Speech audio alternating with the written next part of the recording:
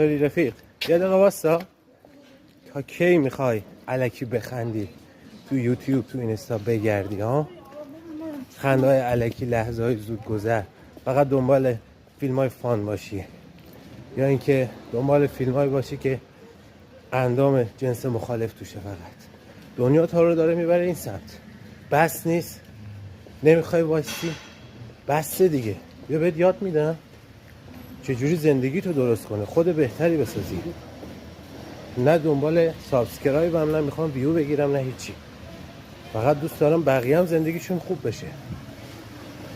اگه تو کسی هستی که باورات خراب شده کل عمرت، فکر میکنی نمیدونم من هیچ وقت مثل این آدم پول دارن نمیشم، من خوشبخت نمیشم، من موفق نمیشم، دعوات اینجاست.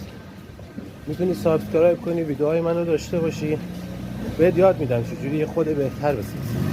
نری تو جامعه مرونی، چون اگه طبق این قانونی که دولت‌های دیکتاتوری واسه چیندن پیش بری، هیچ وقت چی نمیشی.